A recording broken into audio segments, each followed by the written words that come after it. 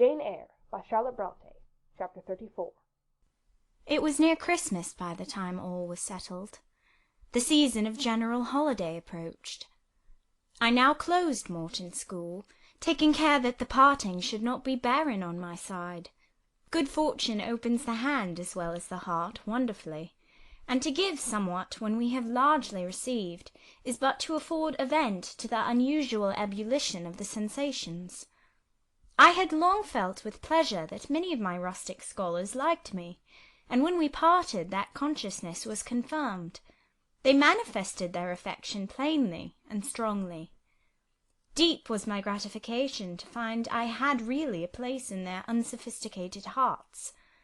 I promised them that never a week should pass in future that I did not visit them, and give them an hour's teaching in their school. Mr. Rivers came up as, having seen the classes, now numbering 60 girls, file out before me, and locked the door, I stood with the key in my hand, exchanging a few words of special farewell with some half-dozen of my best scholars, as decent, respectable, modest, and well-informed young women as could be found in the ranks of the British peasantry. And that is saying a great deal. For, after all, the British peasantry are the best taught, best mannered, most self-respecting of any in Europe. Since those days I have seen paysans and bouwerinnen, and the best of them seem to me ignorant, coarse, and besotted compared with my Morton girls. "Do you consider you have got your reward for a season of exertion?" asked Mr. Rivers when they were gone. "Does not the consciousness of having done some real good in your day and generation give pleasure?" "Doubtless." "And you have only toiled a few months. Would not a life devoted to the task of regenerating your race be well spent?" "Yes," I said, "but I could not go on forever so. I want to enjoy my own faculties as well as to cultivate those of other people. I must enjoy them now. Don't recall either my mind or body to the school.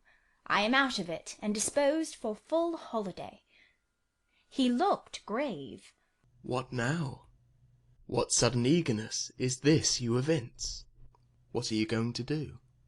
"To be active as I can. And first I must beg you to set Hannah at liberty, and get somebody else to wait on you." "Do you want her?" "Yes, to go with me to Moor House. Diana and Mary will be at home in a week, and I want to have everything in order against their arrival." "I understand. I thought you were for flying off on some exertion. It is better so. Hannah shall go with you." "Tell her to be ready by tomorrow, then, and here is the schoolroom key. I will give you the key of my cottage in the morning." He took it. "You give it up very gleefully," said he. "I don't quite understand your light-heartedness, because I cannot tell what employment you propose to yourself as a substitute for the one you are relinquishing. What aim, what purpose, what ambition in life have you now?" "My first aim will be to clean down. Do you comprehend the full force of the expression? To clean down Moor House from chamber to cellar. My next, to rub it up with beeswax, oil, and an indefinite number of cloths, till it glitters again. My third, to arrange every chair, table, bed, carpet, with mathematical precision. Afterwards I shall go near to ruin you in coals and peat to keep up good fires in every room. And lastly, the 2 days preceding that on which your sisters are expected will be devoted by Hannah and me to such a beating of eggs, salting of currants, grating of spices, compounding of Christmas cakes, chopping up of materials for mince pies, and solemnizing of other culinary rites, as words can convey but an inadequate notion of to the uninitiated like you. My purpose, in short, is to have all things in an absolutely perfect state of readiness for Diana and Mary before next Thursday, and my ambition is to give them a beau ideal of a welcome when they come." St. John smiled slightly. Still he was dissatisfied. "It is all very well for the present," said he. "but seriously, I trust that when the first flush of vivacity is over, you will look a little higher than domestic endearments and household joys." "The best things the world has," I interrupted. "No, Jane, no. This world is not the scene of fruition. Do not attempt to make it so. Nor of rest. Do not turn slothful. I mean, on the contrary, to be busy. Jane, I excuse you for the present. 2 months' grace I allow you for the full enjoyment of your new position, and for pleasing yourself with this late-found charm of relationship. But then, I hope you will begin to look beyond Moor House and Morton, and sisterly society, and the selfish calm and sensual comfort of civilized affluence. I hope your energies will then once more trouble you with their strength. I looked at him with surprise. St. John, I said, I think you are almost wicked to talk so. I am disposed to be as content as a queen, and you try to stir me up to restlessness. To what end? To the end of turning to profit the talents which God has committed to your keeping, and of which he will surely one day demand a strict account. Jane, I shall watch you closely and anxiously. I warn you of that. And try to restrain the disproportionate fervour with which you throw yourself into commonplace home pleasures. Don't cling so tenaciously to ties of the flesh. Save your constancy and ardour for an adequate cause. Forbear to waste them on trite, transient objects. Do you hear, Jane? Yes, just as if you were speaking Greek. I feel I have adequate cause to be happy, and I will be happy. Good-bye. Happy at Moor House I was, and hard I worked, and so did Hannah. She was charmed to see how jovial I could be amidst the bustle of a house turned topsy-turvy, how I could brush and dust and clean and cook. And really, after a day or two of confusion worse confounded, it was delightful by degrees to invoke order from the chaos ourselves had made. I had previously taken a journey to S to purchase some new furniture, my cousins having given me carte blanche to effect what alterations I pleased, and a sum having been set aside for that purpose. The ordinary sitting-room and bedrooms I left much as they were, for I knew Diana and Mary would derive more pleasure from seeing again the old homely tables and chairs and beds than from the spectacle of the smartest innovations. Still, some novelty was necessary to give their return piquancy with which I wished it to be invested. Dark, handsome new carpets and curtains, an arrangement of some carefully selected antique ornaments in porcelain and bronze, new coverings and mirrors, and dressing-cases for the toilet tables, answered the end. They looked fresh without being glaring. A spare parlour and bedroom I refurnished entirely, with old mahogany and crimson upholstery. I laid canvas on the passage, and carpets on the stairs. When all was finished, I thought Moor House as complete a model of bright, modest snugness within, as it was at this season a specimen of wintry waste and desert dreariness without. The eventful Thursday at length came. They were expected about dark, and ere dusk fires were lit upstairs and below, the kitchen was in perfect trim. Hannah and I were dressed, and all was in readiness. St. John arrived first. I had entreated him to keep quite clear of the house till everything was arranged, and indeed the bare idea of the commotion, at once sordid and trivial, going on within its walls, sufficed to scare him to estrangement. He found me in the kitchen, watching the progress of certain cakes for tea, then baking. Approaching the hearth, he asked, If I was at last satisfied with housemaid's work. I answered by inviting him to accompany me on a general inspection of the result of my labours. With some difficulty I got him to make the tour of the house. He just looked in at the doors I opened, and when he had wandered upstairs and downstairs, he said I must have gone through a great deal of fatigue and trouble to have effected such considerable changes in so short a time. But not a syllable did he utter, indicating pleasure in the improved aspect of his abode. This silence dampened me. I thought perhaps the alterations had disturbed some old associations he valued. I inquired whether this was the case, no doubt in a somewhat crestfallen tone. Not at all. He had, on the contrary, remarked that I had scrupulously represented every association. He feared, indeed, I must have bestowed more thought on the matter than it was worth. How many minutes, for instance, had I devoted to studying the arrangement of this very room? By the by, could I tell him where such a book was? I showed him the volume on the shelf. He took it down, and withdrawing to his accustomed window recess, he began to read it. Now, I did not like this reader. St. John was a good man, but I began to feel he had spoken truth of himself when he said he was hard and cold. The humanities and amenities of life had no attraction for him, its peaceful enjoyments no charm. Literally, he lived only to aspire, after what was good and great, certainly, but still he would never rest, nor approve of others resting round him. As I looked at his lofty forehead, still and pale as a white stone, at his fine lineaments fixed in study, I comprehended all at once that he would hardly make a good husband, that it would be a trying thing to be his wife. I understood, as by inspiration, the nature of his love for Miss Oliver. I agreed with him that it was but a love of the senses. I comprehended how he should despise himself for the feverish influence it exercised over him, how he should wish to stifle and destroy it, how he should mistrust its ever conducting permanently to his happiness or hers. I saw he was of the material from which nature hews her heroes, Christian and pagan, her lawgivers, her statesmen, her conquerors, a steadfast bulwark for great interests to rest upon, but at the fireside too often a cold cumbrous column, gloomy and out of place. This parlour is not his sphere, I reflected. The Himalayan ridge or Kaffir bush, even the plague-cursed Guinea coast swamp would suit him better. Well may he eschew the calm of domestic life. It is not his element. There his faculties stagnate, they cannot develop or appear to advantage.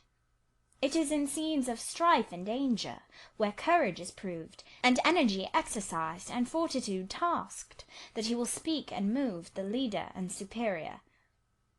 A merry child would have the advantage of him on this hearth. He is right to choose a missionary's career. I see it now. "They're coming, they're coming!" cried Hannah, throwing open the parlour door. At the same moment old Carlo barked joyfully. Out I ran. It was now dark, but a rumbling of wheels was audible. Hannah soon had a lantern lit. The vehicle had stopped at the wicket. The driver opened the door. First one well-known form, then another stepped out. In a minute I had my face under their bonnets, in contact first with Mary's soft cheek, then with Diana's flowing curls. They laughed, kissed me, then Hannah, patted Carlo, who was half wild with delight, asked eagerly if all was well, and being assured in the affirmative, hastened into the house.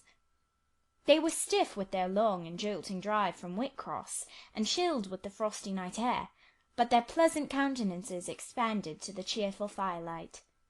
While the driver and Hannah brought in the boxes, they demanded St. John. At this moment he advanced from the parlour. They both threw their arms round his neck at once.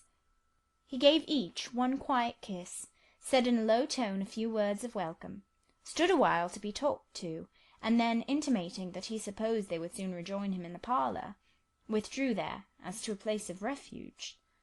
I had lit their candles to go upstairs, but Diana had first to give hospitable orders respecting the driver. This done, both followed me. They were delighted with the renovation and decorations of their rooms, with the new drapery and fresh carpets and rich tinted china vases. They expressed their gratification ungrudgingly. I had the pleasure of feeling that my arrangements met their wishes exactly, and that what I had done added a vivid charm to their joyous return home. Sweet was that evening. My cousins, full of exhilaration, were so eloquent in narrative and comment that their fluency covered St. John's taciturnity. He was sincerely glad to see his sisters, but in their glow of fervour and flow of joy he could not sympathize. The event of the day, that is, the return of Diana and Mary, pleased him, but the accompaniments of that event, the glad tumult, the garrulous glee of reception, irked him. I saw he wished the calmer morrow was come. In the very meridian of the night's enjoyment, about an hour after tea, a rap was heard at the door. Hannah entered with the intimation that a poor lad was come at that unlikely time to fetch Mr. Rivers to see his mother, who was drawing away. Where does she live, Hannah? Clear up at Whitcross Brow, almost 4 miles off, and moor and moss all the way. Tell him I will go. I'm sure, sir, you had better not. It's the worst road to travel after dark that can be. There's no track at all over the bog, and then it is such a bitter night, the keenest wind you ever felt. You had better send word, sir, that you will be there in the morning. But he was already in the passage, putting on his cloak, and without one objection, one murmur, he departed. It was then 9 o'clock. He did not return till midnight. Starved and tired enough he was, but he looked happier than when he set out. He had performed an act of duty, made an exertion, felt his own strength to do and deny, and was on better terms with himself. I am afraid the whole of the ensuing week tried his patience. It was Christmas week. We took to no settled employment, but spent it in a sort of merry domestic dissipation. The air of the moors, the freedom of home, the dawn of prosperity, acted on Diana and Mary's spirits like some life-giving elixir. They were gay from morning till noon, and from noon till night. They could always talk, and their discourse, witty, pithy, original, had such charms for me that I preferred listening to, and sharing in it, to doing anything else. St. John did not rebuke our vivacity, but he escaped from it. He was seldom in the house. His parish was large, the population scattered, and he found daily business in visiting the sick and poor in its different districts. One morning at breakfast, Diana, after looking a little pensive for some minutes, asked him, if his plans were yet unchanged. Unchanged and unchangeable, was the reply. And he proceeded to inform us that his departure from England was now definitively fixed for the ensuing year. And Rosamond Oliver? Suggested Mary, the words seeming to escape her lips involuntarily, for no sooner had she uttered them than she made a gesture as if wishing to recall them. St. John had a book in his hand. It was his unsocial custom to read at meals. He closed it and looked up. Rosamond Oliver, said he, is about to be married to Mr. Granby, one of the best connected and most estimable residents in S. Grandson and heir to Sir Frederick Granby. I had the intelligence from her father yesterday. His sisters looked at each other, and at me. We all three looked at him. He was serene as glass. The match must have been got up hastily, said Diana. They cannot have known each other long. But 2 months. They met in October at the country ball at S. But where there are no obstacles to a union, as in the present case, where the connection is in every point desirable, delays are unnecessary. They will be married as soon as S Place, which Sir Frederick gives up to them, can be refitted for their reception. The first time I found St. John alone after this communication, I felt tempted to inquire if the event distressed him, but he seemed so little to need sympathy, that so far from venturing to offer him more, I experienced some shame at the recollection of what I had already hazarded. Besides, I was out of practice in talking to him. His reserve was again frozen over, and my frankness was congealed beneath it. He had not kept his promise of treating me like his sisters. He continually made little chilling differences between us, which did not at all tend to the development of cordiality. In short, now that I was acknowledged his kinswoman, and lived under the same roof with him, I felt the distance between us to be far greater than when he had known me only as the village schoolmistress. When I remembered how far I had once been admitted to his confidence, I could hardly comprehend his present frigidity. Such being the case, I felt not a little surprised when he raised his head suddenly from the desk over which he was stooping, and said, "You see, Jane, the battle is fought, and the victory won." Startled at being thus addressed, I did not immediately reply. After a moment's hesitation, I answered, "But are you sure you are not in the position of those conquerors whose triumphs have cost them too dear? Would not such another ruin you?" I think not. and if I were, it does not much signify. I shall never be called upon to contend for such another. The event of the conflict is decisive. My way is now clear. I thank God for it." So saying, he returned to his papers and his silence. As our mutual happiness, i.e. Diana's, Mary's, and mine, settled into a quieter character, and we resumed our usual habits and regular studies, St. John stayed more at home. He sat with us in the same room, sometimes for hours together. While Mary drew, Diana pursued a course of encyclopedic reading she had, to my awe and amazement, undertaken, and I fagged away at German. He pondered a mystic lore of his own, that of some Eastern tongue, the acquisition of which he thought necessary to his plans. Thus engaged, he appeared, sitting in his own recess, quiet and absorbed enough. But that blue eye of his had a habit of leaving the outlandish-looking grammar, and wandering over, and sometimes fixing upon us, his fellow students, with a curious intensity of observation. If caught, it would be instantly withdrawn, yet ever and anon it returned searchingly to our table. I wondered what it meant. I wondered, too, at the punctual satisfaction he never failed to exhibit on an occasion that seemed to me of small moment, namely my weekly visit to Morton's school.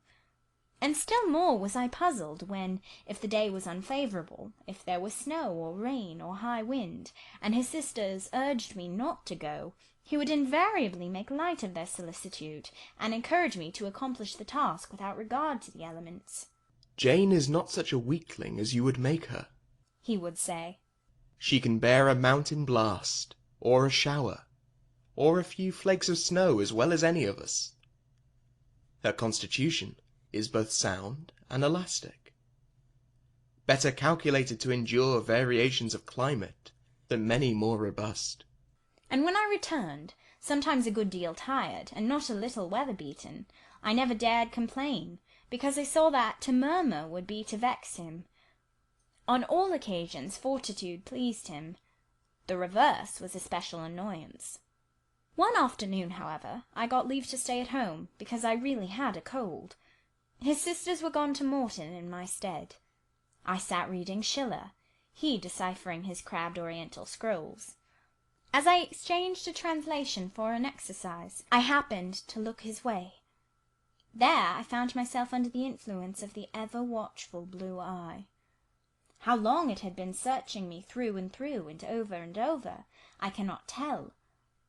So keen was it, and yet so cold, I felt for the moment superstitious, as if I were sitting in the room with something uncanny. "Jane, what are you doing?" Learning German.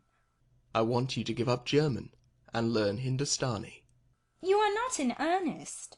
"In such earnest that I must have it so, and I will tell you why." He then went on to explain that Hindustani was the language he was himself at present studying, that, as he advanced, he was apt to forget the commencement, that it would assist him greatly to have a pupil with whom he might again and again go over the elements, and so fix them thoroughly in his mind, that his choice had hovered for some time between me and his sisters, but that he had fixed on me because he saw I could sit at a task the longest of the three. Would I do him this favour? I should not, perhaps, have to make the sacrifice long, as it wanted now barely 3 months to his departure. St. John was not a man to be lightly refused. He felt that every impression made on him, either for pain or pleasure, was deep-graved and permanent. I consented. When Diana and Mary returned, the former found her scholar transferred from her to her brother. She laughed, and both she and Mary agreed that St. John should never have persuaded them to such a step. He answered quietly, "I know it." I found him a very patient, very forbearing, and yet an exacting master. He expected me to do a great deal, and when I fulfilled his expectations, he, in his own way, fully testified his approbation. By degrees he acquired a certain influence over me that took away my liberty of mind. His praise and notice were more restraining than his indifference. I could no longer talk or laugh freely when he was by, because a tiresomely importunate instinct reminded me that vivacity, at least in me, was distasteful to him. I was so fully aware that only serious moods and occupations were acceptable, that in his presence every effort to sustain or follow any other became vain. I fell under a freezing spell. When he said go, I went. Come, I came. Do this, I did it. But I did not love my servitude. I wished many a time he had continued to neglect me.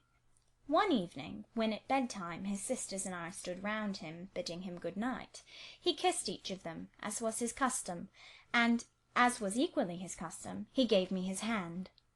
Diana, who chanced to be in a frolicsome humour, she was not painfully controlled by his will, for hers in another way was as strong, exclaimed, "St. John, you used to call Jane your third sister, but you don't treat her as such.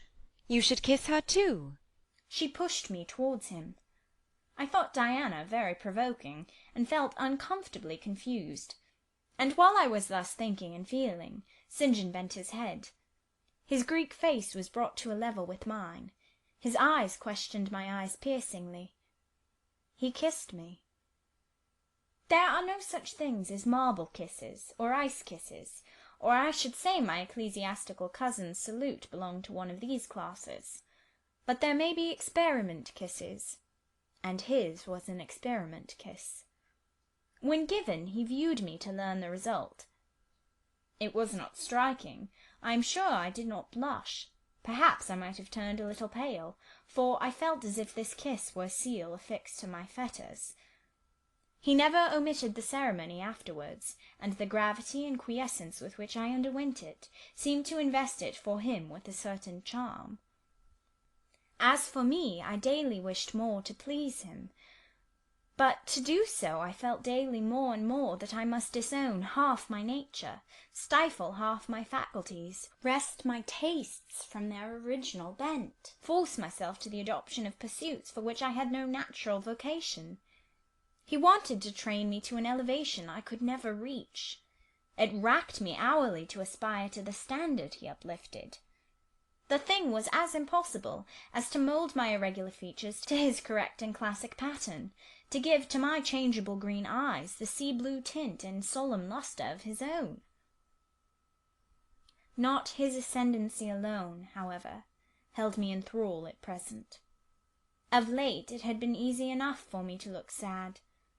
A cankering evil sat at my heart and drained my happiness at its source, the evil of suspense.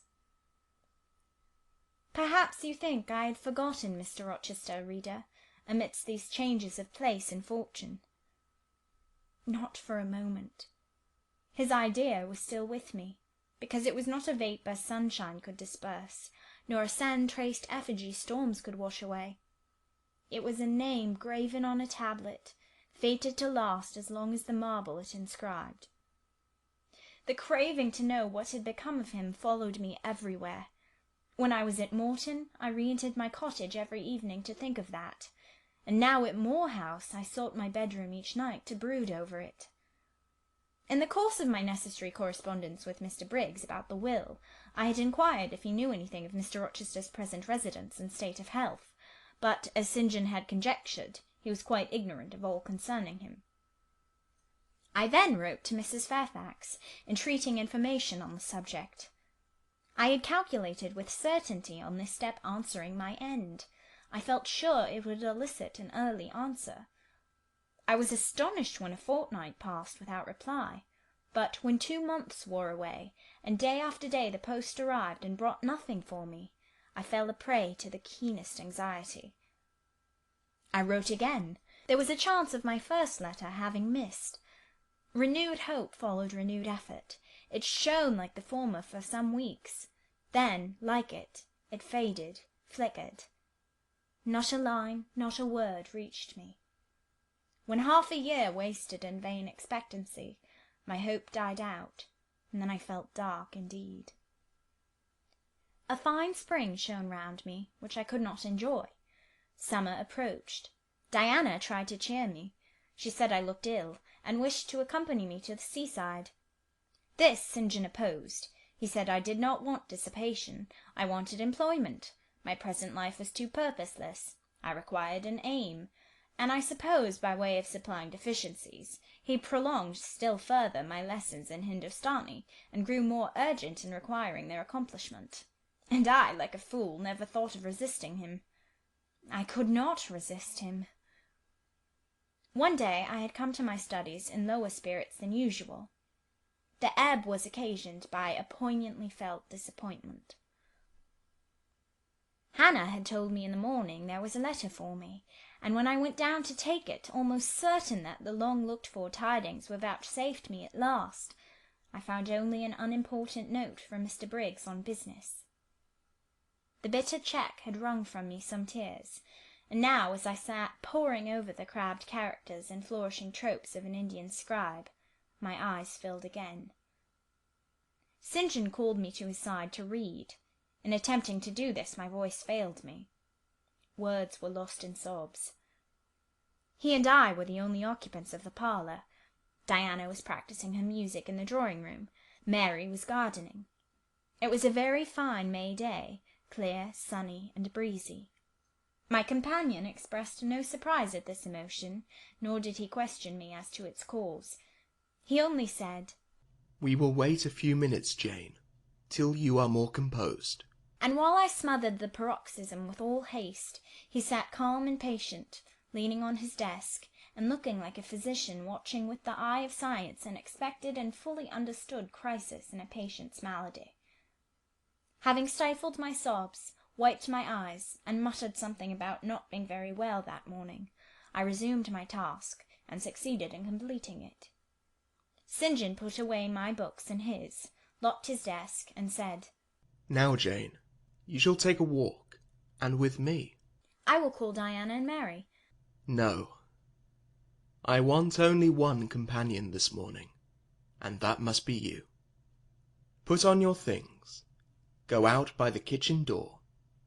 Take the road towards the head of Marsh Glen. I will join you in a moment." I know no medium. I never in my life have known any medium in my dealings with positive hard characters, antagonistic to my own, between absolute submission and determined revolt.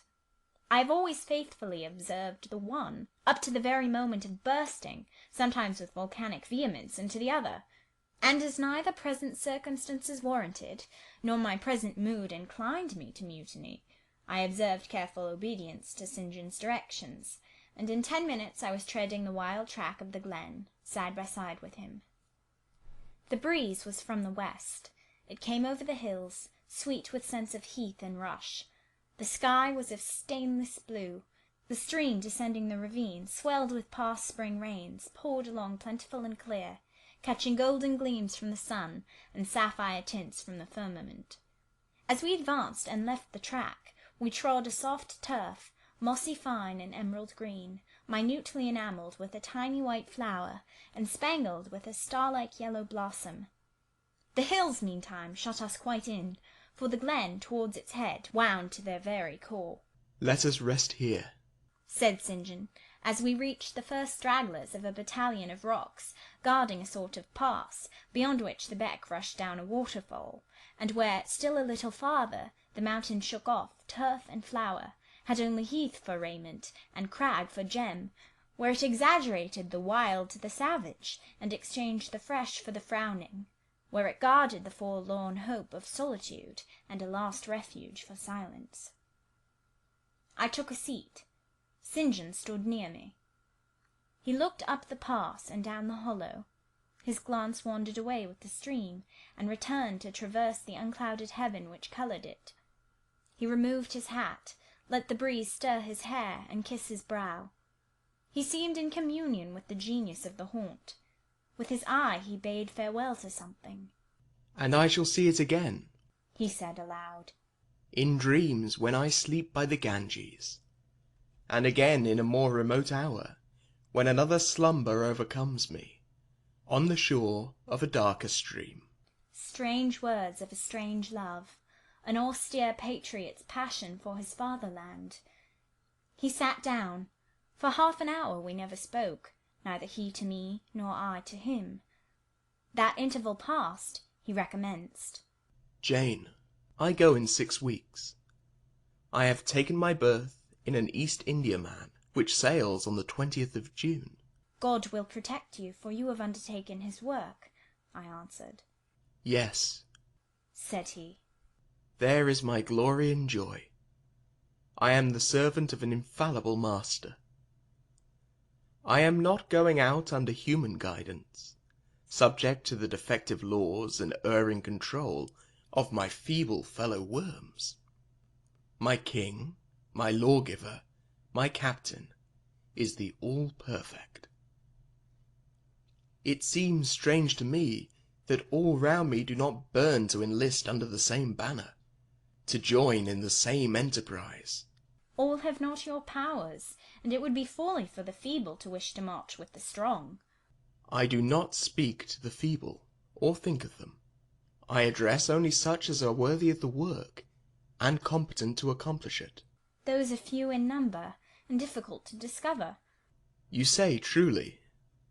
But when found, it is right to stir them up, to urge and exhort them to the effort, to show them what their gifts are, and why they were given, to speak heaven's message in their ear, to offer them, direct from God, a place in the ranks of his chosen. If they are really qualified for the task, will not their own hearts be the first to inform them of it? I felt as if an awful charm was framing round and gathering over me. I trembled to hear some fatal word spoken which would at once declare and rivet the spell. And what does your heart say? Demanded St. John. My heart is mute. My heart is mute, I answered, struck and thrilled. Then I must speak for it, continued the deep, relentless voice. Jane, come with me to India. Come as my helpmeet and fellow labourer. The glen and sky spun round, the hills heaved. It was as if I had heard a summons from heaven, as if a visionary messenger, like him of Macedonia, had announced, "Come over and help us." But I was no apostle. I could not behold the herald. I could not receive his call. "Oh, St. John," I cried, "have some mercy!" I appealed to one who, in the discharge of what he believed his duty, knew neither mercy nor remorse. He continued, God and nature intended you for a missionary's wife. It is not personal, but mental endowments they have given you. You are formed for labour, not for love. A missionary's wife you shall be. You shall be mine. I claim you, not for my pleasure, but for my sovereign service. "I am not fit for it. I have no vocation," I said. He had calculated on these first objections. He was not irritated by them. Indeed, as he leaned back against the crag behind him, folded his arms on his chest, and fixed his countenance, I saw he was prepared for a long and trying opposition, and had taken in a stock of patience to last him to its close, resolved, however, that that close should be conquest for him. Humility, Jane, said he, is the groundwork of Christian virtues. You say right that you are not fit for the work. Who is fit for it? Or who that ever was truly called, believed himself worthy of the summons? I, for instance, am but dust and ashes. With St. Paul I acknowledge myself the chiefest of sinners, but I do not suffer this sense of my personal vileness to daunt me. I know my leader, that he is just as well as mighty, and while he has chosen a feeble instrument to perform a great task, he will, from the boundless stores of his providence, supply the inadequacy of the means to the end. Think like me, Jane. Trust like me. It is the rock of ages I ask you to lean on. Do not doubt but it will bear the weight of your human weakness. "I do not understand a missionary life. I have never studied missionary labours." There I, humble as I am, can give you the aid you want. I can set you your task from hour to hour, stand by you always, help you from moment to moment. This I could do in the beginning. Soon, for I know your powers, you would be as strong and apt as myself, and would not require my help. But my powers, where are they for this undertaking? I do not feel them. Nothing speaks or stirs in me while you talk. I am sensible of no light kindling, no life quickening, no voice counselling or cheering. Oh, I wish I could make you see how much my mind is at this moment like a rayless dungeon, with one shrinking fear fettered in its depths, the fear of being persuaded by you to attempt what I cannot accomplish. I have an answer for you. Hear it. I have watched you ever since we first met. I have made you my study for 10 months. I have proved you in that time by sundry tests. And what have I seen and elicited? In the village school I found you could perform well, punctually, uprightly, labour uncongenial to your habits and inclinations. I saw you could perform it with capacity and tact. You could win while you controlled. In the calm with which you learned you had become suddenly rich, I read a mind clear of the vice of Demas. Lucre had no undue power over you. In the resolute readiness with which you cut your wealth into 4 shares, keeping but one to yourself, and relinquishing the 3 others to the claim of abstract justice, I recognized a soul that revelled in the flame and excitement of sacrifice. In the tractability with which, at my wish, you forsook a study in which you were interested, and adopted another because it interested me. In the untiring assiduity with which you have since persevered in it. In the unflagging energy and unshaken temper with which you have met its difficulties. I acknowledge the complement of the qualities I seek. Jane, you are docile, diligent, disinterested, faithful, constant and courageous, very gentle and very heroic. Cease to mistrust yourself. I can trust you unreservedly. As a conductress of Indian schools, and a helper amongst Indian women, your assistance will be to me invaluable. My iron shroud contracted round me. Persuasion advanced with slow, sure step.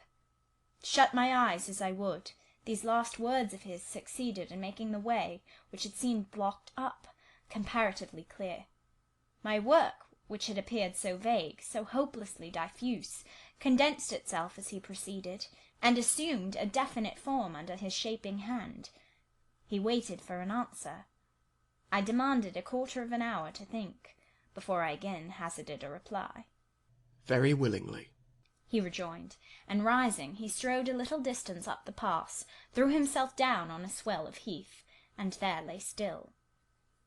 I can do what he wants me to do. I am forced to see and acknowledge that, I meditated. That is, if life be spared me. But I feel mine is not the existence to be long protracted under an Indian sun. What then? He does not care for that. When my time came to die, he would resign me in all serenity and sanctity to the God who gave me. The case is very plain before me. In leaving England, I should leave a loved but empty land. Mr. Rochester is not there, and if he were, what can that ever be to me? My business is to live without him now. Nothing so absurd, so weak, as to drag on from day to day, as if I were waiting some impossible change in circumstances which might reunite me to him. Of course, as St. John once said, I must seek another interest in life to replace the one lost. Is not the occupation he now offers me truly the most glorious man can adopt or God assign? Is it not, by its noble cares and sublime results, the one best calculated to fill the void left by uptorn affections and demolished hopes? I believe I must say yes, and yet I shudder. Alas! If I join St. John, I abandon half myself. If I go to India, I go to premature death. And how will the interval between leaving England for India and India for the grave be filled? Oh, I know well. That too is very clear to my vision. By straining to satisfy St. John till my sinews ache, I shall satisfy him to the finest central point and farthest outward circle of his expectations. If I do go with him, if I do make the sacrifice he urges, I will make it absolutely. I will throw all on the altar, heart, vitals, the entire victim. He will never love me, but he shall approve me. I will show him energies he has not yet seen, resources he has never suspected.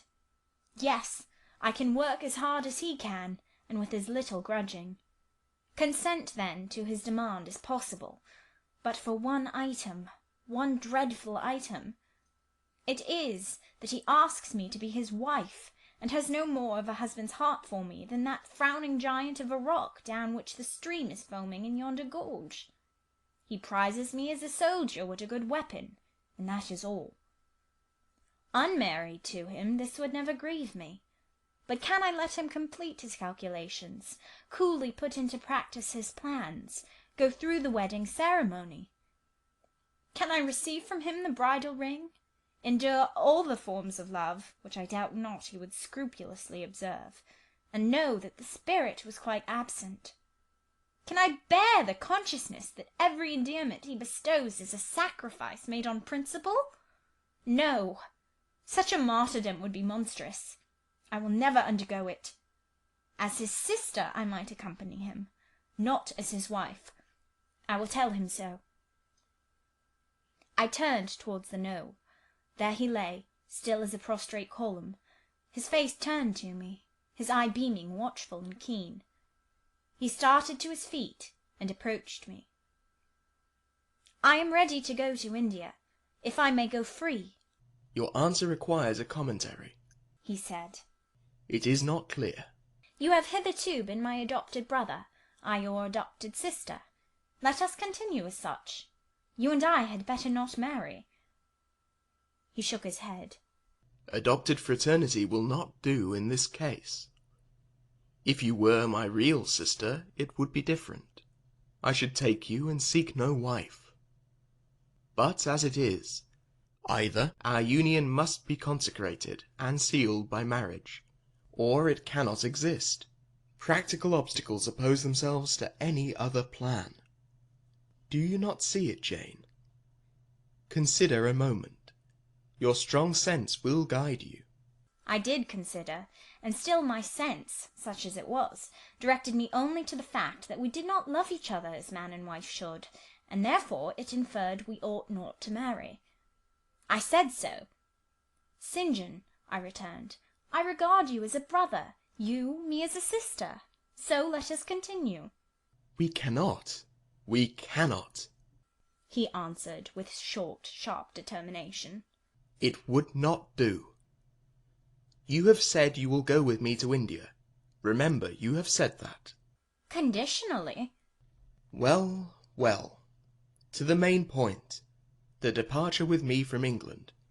The cooperation with me in my future labours, you do not object. You have already as good as put your hand to the plough. You are too consistent to withdraw it. You have but one end to keep in view. How the work you have undertaken can best be done. Simplify your complicated interests, feelings, thoughts, wishes, aims. Merge all considerations in one purpose, that of fulfilling with effect, with power, the mission of your great master. To do so you must have a coadjutor, not a brother, that is a loose tie, but a husband. I, too, do not want a sister. A sister might any day be taken from me. I want a wife, the sole helpmeet I can influence efficiently in life, and retain absolutely till death. I shuddered as he spoke. I felt his influence in my marrow, his hold on my limbs. Seek one elsewhere than in me, St. John. Seek one fitted to you. One fitted to my purpose, you mean? fitted to my vocation. Again, I tell you, it is not the insignificant private individual, the mere man with the man's selfish senses, I wish to mate. It is the missionary. And I will give the missionary my energies. It is all he wants, but not myself. That would be only adding the husk and shell to the kernel. For them he has no use. I retain them. You cannot. You ought not. Do you think God will be satisfied with half an oblation? Will he accept a mutilated sacrifice?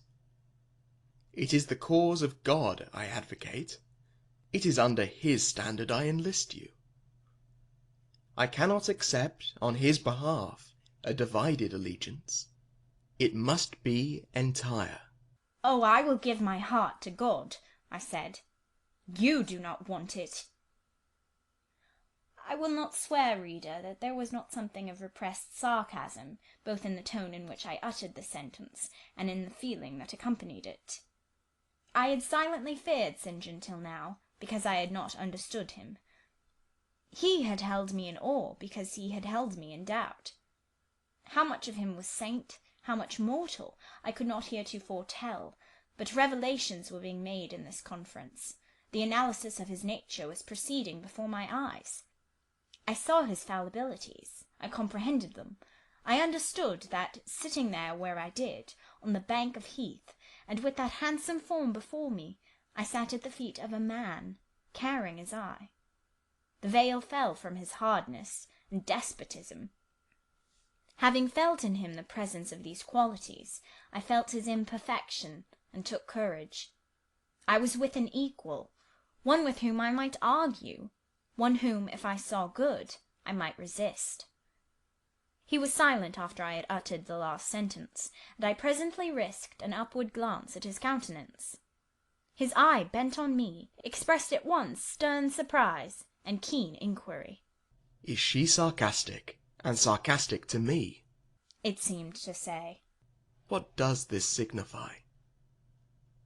Do not let us forget that this is a solemn matter, he said ere long, one of which we may neither think nor talk lightly without sin. I trust, Jane, you are in earnest when you say you will serve your heart to God. It is all I want. Once wrench your heart from man and fix it on your Maker. The advancement of that Maker's spiritual kingdom on earth will be your chief delight and endeavour. You will be ready to do at once whatever furthers that end.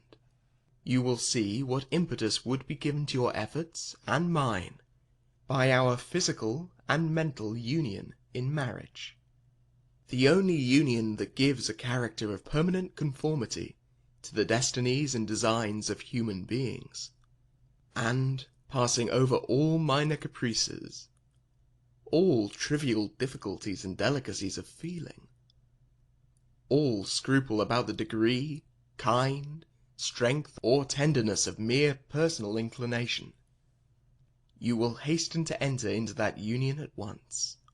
Shall I said briefly, and I looked at his features, beautiful in their harmony, but strangely formidable in their still severity, at his brow, commanding but not open, at his eyes, bright and deep and searching, but never soft, at his tall, imposing figure, and fancied myself an idea, his wife. Oh, it would never do! As his curate, his comrade, all would be right. I would cross oceans with him in that capacity, toil under eastern suns, in Asian deserts with him in that office, admire and emulate his courage and devotion and vigour, accommodate quietly to his masterhood, smile undisturbed at his ineradicable ambition, discriminate the Christian from the man, profoundly esteem the one and freely forgive the other. I should suffer often, no doubt, attached to him only in this capacity. My body would be under rather a stringent yoke, but my heart and mind would be free. I should still have my unblighted self to turn to, my natural unenslaved feelings with which to communicate in moments of loneliness. There would be recesses in my mind which would be only mine, to which he never came, and sentiments growing there fresh and sheltered which his austerity could never blight, nor his measured warrior march trample down.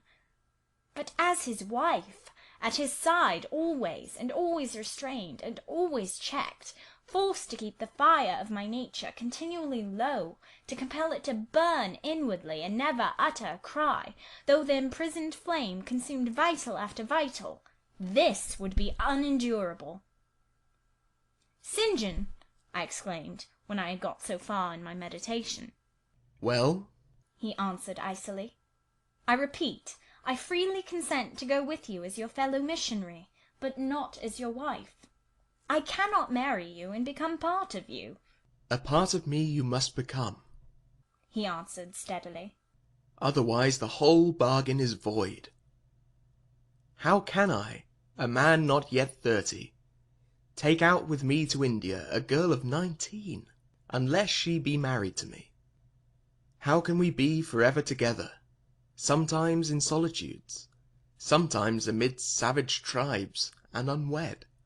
"Very well," I said shortly, "under the circumstances, quite as well as if I were either your real sister, or a man and a clergyman like yourself." "It is known that you are not my sister. I cannot introduce you as such. To attempt it would be to fasten injurious suspicions on us both. And for the rest, though you have a man's vigorous brain, you have a woman's heart, and it would not do." "It would do," I affirmed with some disdain, "perfectly well. I have a woman's heart, but not where you are concerned. For you I have only a comrade's constancy, a fellow soldier's frankness, fidelity, fraternity, if you like, a neophyte's respect and submission to his hierophant. Nothing more, don't fear." "It is what I want," he said, speaking to himself. "It is just what I want. And there are obstacles in the way. They must be hewn down. Jane, you would not repent marrying me. Be certain of that. We must be married. I repeat it, there is no other way, and undoubtedly enough of love would follow upon marriage to render the union right, even in your eyes." "I scorn your idea of love," I could not help saying, as I rose up and stood before him, leaning my back against the rock. "I scorn the counterfeit sentiment you offer. Yes, St. John, and I scorn you when you offer it." He looked at me fixedly, compressing his well-cut lips while he did so. Whether he was incensed or surprised, or what, it was not easy to tell. He could command his countenance thoroughly. "I scarcely expected to hear that expression from you," he said. "I think I have done and uttered nothing to deserve scorn." I was touched by his gentle tone, and overawed by his high, calm mien. "Forgive me the words, St. John, but it is your own fault that I have been roused to speak so unguardedly. You have introduced a topic on which our natures are at variance, a topic we should never discuss. The very name of love is an apple of discord between us. If the reality were required, what should we do? How should we feel? My dear cousin, abandon your scheme of marriage. Forget it." "No," said he. "it is a long-cherished scheme, and the only one which can secure my great end. But I shall urge you no further at present. Tomorrow I leave home for Cambridge. I have many friends there to whom I should wish to say farewell. I shall be absent a fortnight. Take that space of time to consider my offer, and do not forget that if you reject it, it is not me you deny, but God. Through my means, he opens to you a noble career. As my wife only can you enter upon it. Refuse to be my wife, and you limit yourself forever to a track of selfish ease and barren obscurity. Tremble lest, in that case, you should be numbered with those who have denied the faith, and are worse than infidels." He had done. Turning from me, he once more looked to river, looked to hill. But this time his feelings were all pent in his heart. I was not worthy to hear them uttered. As I walked by his side homeward, I read well in his iron silence all he felt towards me. The disappointment of an austere and despotic nature, which has met resistance where it expected submission, the disapprobation of a cool, inflexible judgment, which has detected in another feelings and views in which it has no power to sympathize. In short, as a man, he would have wished to coerce me into obedience. It was only as a sincere Christian he bore so patiently with my perversity, and allowed so long a space for reflection and repentance. That night, after he had kissed his sisters, he thought proper to forget even to shake hands with me, but left the room in silence. I, who, though I had no love, had much friendship for him, was hurt by the marked omission, so much hurt that tears started to my eyes. "I see you and St. John have been quarrelling, Jane," said Diana, "during your walk on the moor. But go after him. He is now lingering in the passage expecting you. He will make it up." I have not much pride under such circumstances. I would always rather be happy than dignified, and I ran after him. He stood at the foot of the stairs. "Good night, St. John," said I. "Good night, Jane," he replied calmly. "Then shake hands," I added. What a cold, loose touch he impressed on my fingers! He was deeply displeased by what had occurred that day. Cordiality would not warm, nor tears move him. No happy reconciliation was to be had with him, no cheering smile or generous word. But still the Christian was patient and placid, and when I asked him if he forgave me, he answered that he was not in the habit of cherishing the remembrance of vexation, that he had nothing to forgive, not having been offended. And with that answer he left me. I would much rather he had knocked me down. End of Chapter 34.